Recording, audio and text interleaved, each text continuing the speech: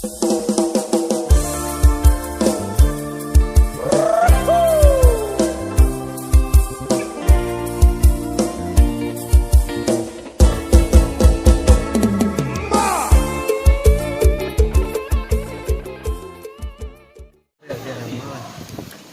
ยนสุดแล้ว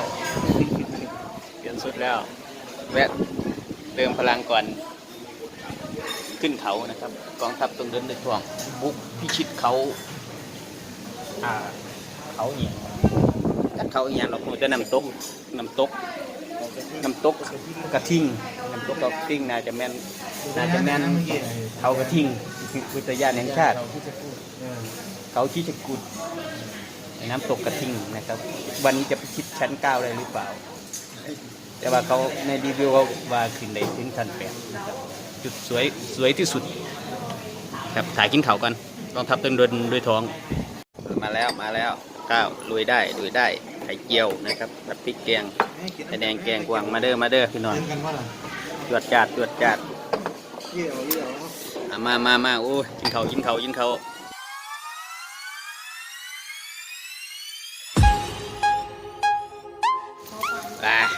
พร้อมครับพี่น้องออกจากร้านอาหารได้กันยาวตัวเลยจวดตัวเลยพูดปลายทางพูดอิ่มไปพยานตายอะไรปะเนี่ยคนกับพยาน อิ่มท้องเหรอไปชิดน้ำตกชิดได้ไหมนะครับทั้ง9ชั้นนะครับน้ำตกกระทิงนะครับอุทยานแห่งชาติเขาคิกุน้ำตกกระทิงช่วงแรก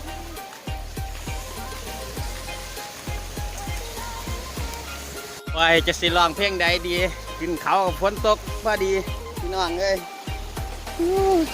แต่ก็บ่เป็นหยังไปสู้ซะอย่างสู้เขาได้มือถือกันน้ำได้นะ กันน้ำให้ได้นะสู้ฝนตกนะครับเราจะพิชิตเขาคิกุน้ำตกกระทิงนะครับดูน้ำใสไหลขึ้นไปตักไหลลงมาตาม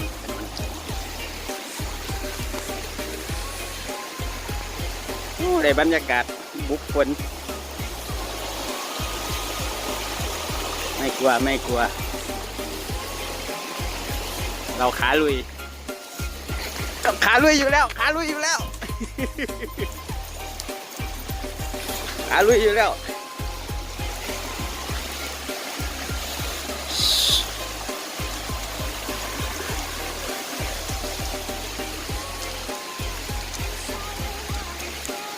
มี2 ทางให้เลือกนะครับ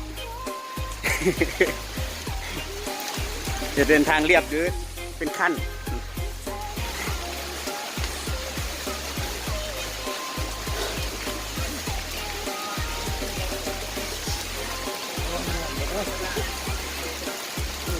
ไป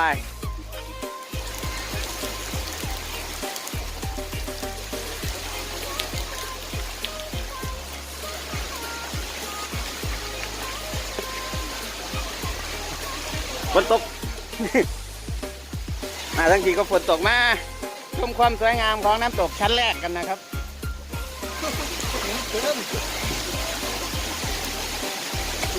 ถึงเช้าชั้นแรกนะครับ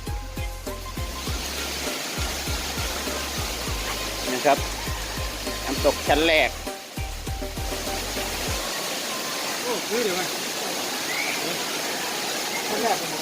ตกชั้นแรกนะครับ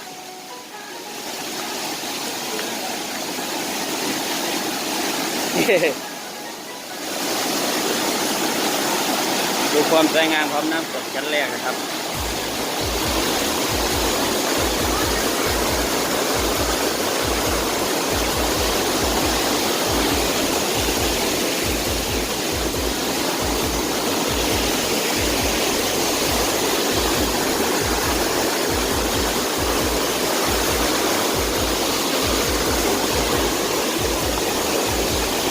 เดินบนสะพานนะครับตอนนี้ พุ่นแล้วขึ้นพุ่นแล้วไปเงาเลยขึ้นพุ่นไปชั้นที่2ต้องชั้นแรกแล้วนะครับเราจะไปคิดชั้น8ชั้น9ให้ได้นะครับชั้น9อาจจะไม่ได้เพราะเขาไม่ให้ขึ้นแต่มันมี9ชั้นเขาให้ขึ้น8ชั้นนะครับมันไม่มีปองขึ้นชั้น9ที่ต้องชั้น9มันไม่มีปองขึ้นนี่ชั้นที่3แล้วครับนี่แป๊บเดียวถึงชั้นที่3แล้ว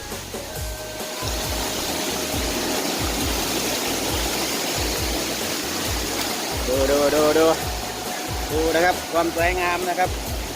ธรรมชาติสรรสร้างมาให้เราลุย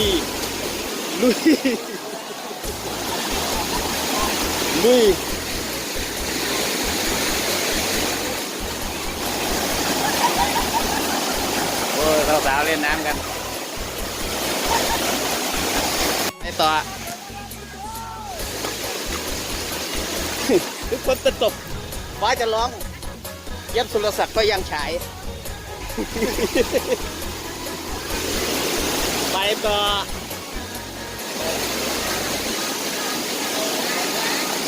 เปิดสวยงามนะครับชั้นที่3โฟกัสความสวยงาม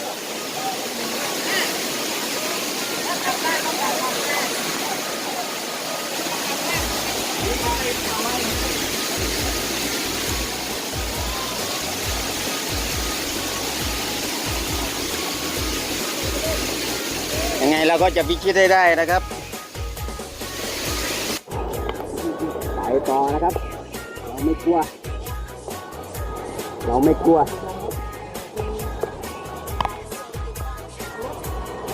ได้รสชาติอย่างนี้ครับไม่ได้นะครับ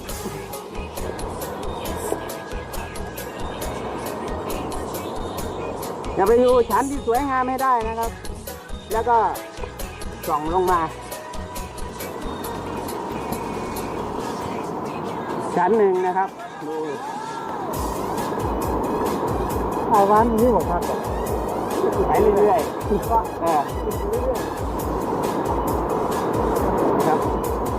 เป็นการเล่นน้ำไปในตัวเลยนะครับ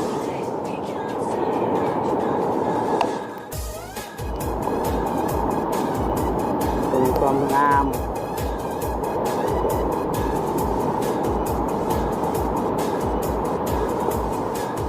บรรยากาศพ้นลิ้น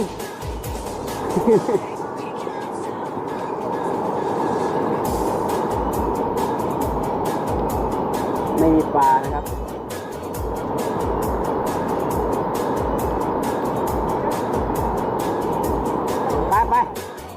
ไปต่ออีกฮะไปขึ้นไปเรื่อยๆขึ้นไปเรื่อยๆอย่างเงี้ยไอ้บดมันกระสั้นบ่หลายแบบไหนหอดอยู่ดอกไปเดินทางหัวมือแล้วเป็นการที่ยากลำบากครับโคตรดีวะโอ้น้ำตกกระทิงนะครับน้ำเขาคิโกะอุทยานแห่งชาติเขาคิโกะน้ำตกกระทิง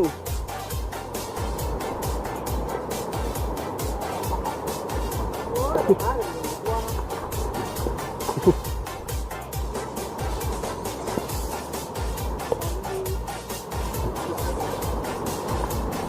ามาถึงชั้นที่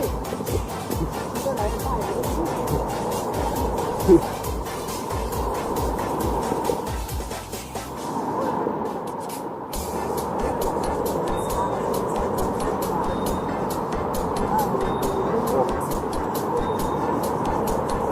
ใช้ความชำนาญในการปีนเขาเป็นพิเศษ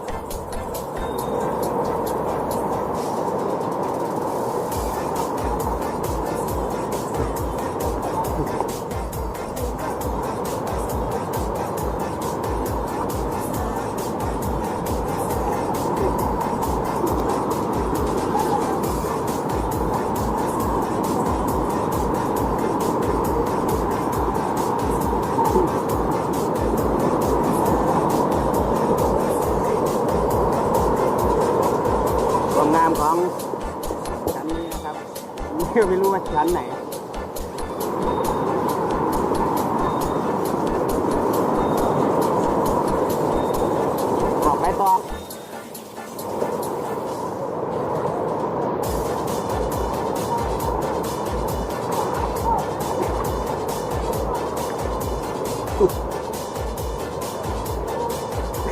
ไป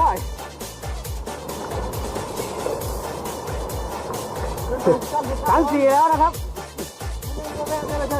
ได้มาก็ฮอด3-4แล้วนะครับประมาณวันยักษ์สีชมไปเมื่อกี้นี้ครับตอนนี้ก็เป็นเวลาบ่าย2 โมงครับบ่าย 2:44เรามันขายลุยอยู่แล้วนะครับว่าเราจะคิดได้ไหม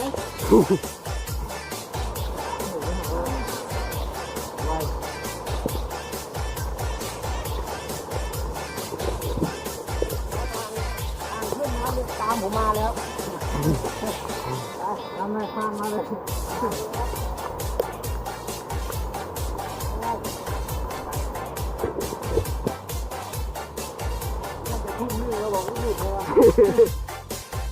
บ่าย 2 เมื่อทุ่ม 1เลย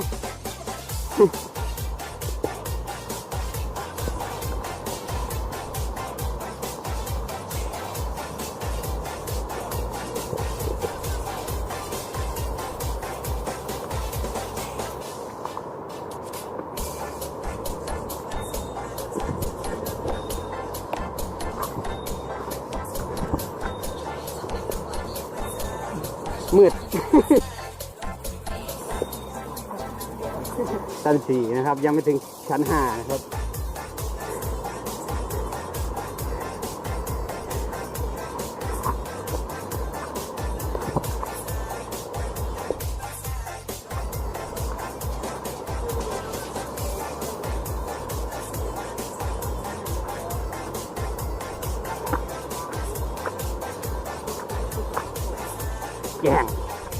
แกงออกนิดนึง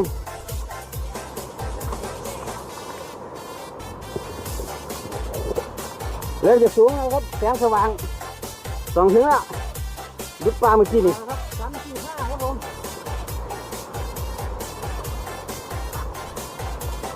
3-4-5นะครับ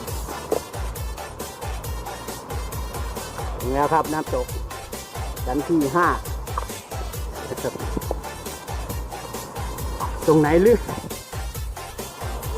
ชั้นที่ 5แล้ว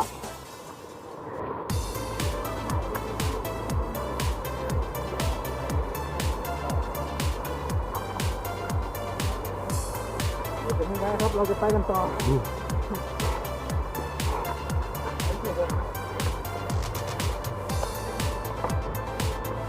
ยังวางอยู่วะชั้นที่ 5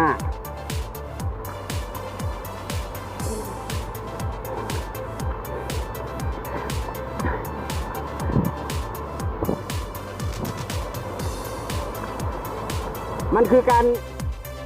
ออกกำลังกายอีกอย่างหนึ่งนะครับเที่ยวพักผ่อนวันนี้โอ้หินก่อนบอกง่ายเลยพี่น้องเอ้ยดูดปลาไผ่ครับพี่น้องหาหน่อไม้ไปหางัดทั้งงัดเดี๋ยวเอาเสียมหน่อยมา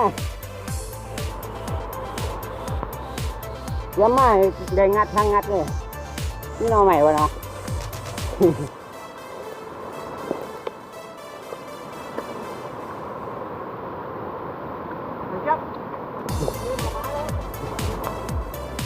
อ๋อไม่รอไหมโอ้งัดทั้งงัดทีมงาน